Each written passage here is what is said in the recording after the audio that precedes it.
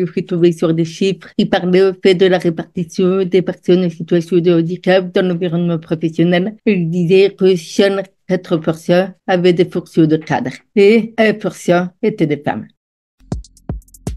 Je suis Virginie Delalode, première avocate sur des naissances en France. La plus grande difficulté que je peux rencontrer, c'est ce côté de me dire qu'on me fera confiance du fait de mon handicap, qui est quand même le handicap de la communication. Et du côté des personnes extérieures, c'était cette personne est-elle suffisamment compétente pour qu'on puisse lui confier des dossiers complexes, des problématiques internationales. Ça se matérialisait essentiellement par la non-sollicitation. Il fallait souvent que je fasse mes preuves avant que les gens ne pensent à moi. Comment êtes-vous parvenu à faire votre place dans ce milieu essentiellement masculin et qui représente peu le handicap? Il faut faire preuve d'un certain caractère et de grandes capacités de discussion, de négociation, ce qui serait absolument contre-productif, et de se mettre en retrait, de se dire je vais faire de mon mieux et puis ça suffira. Non, on est obligé vraiment de faire valoir, faire connaître en fait notre travail, nos compétences, notre valeur. Et ça nécessite également de toujours communiquer avec énormément de bienveillance, avec énormément de recul. Avez-vous remarqué des différences de traitement avec vos confrères ou consoeurs?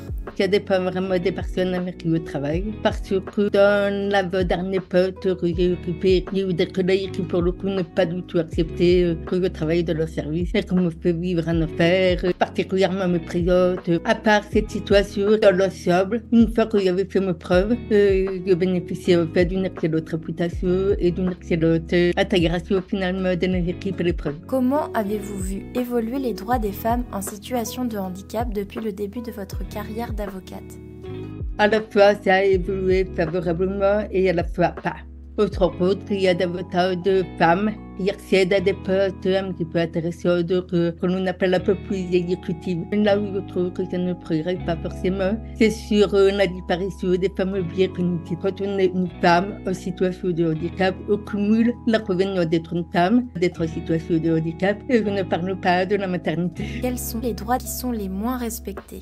Ce n'est pas que les droits ne sont pas respectés volontairement. Les gens sont persuadés que nos droits sont respectés, mais sont complètement aveuglés par leur propre biais cognitif. Ça peut faire que vous ne passiez pas à une personne en situation de handicap pour avoir des responsabilités ou pour avoir accès à des projets beaucoup plus ambitieux, beaucoup plus internationaux, nous prive quelque part d'une évolution de carrière. L'égalité salariale est assurée.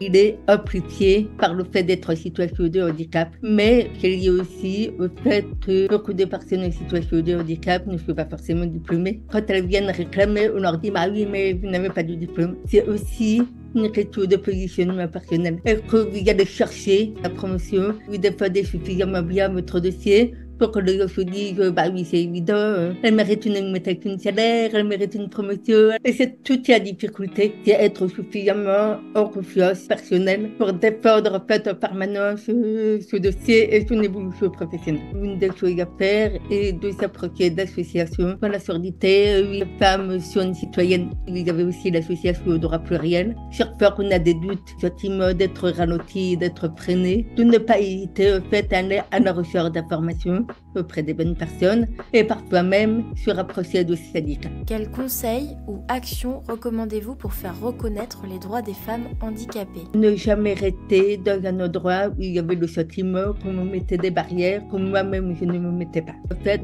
on n'est pas un arbre. Donc quand on a un problème, on a la chance de pouvoir bouger.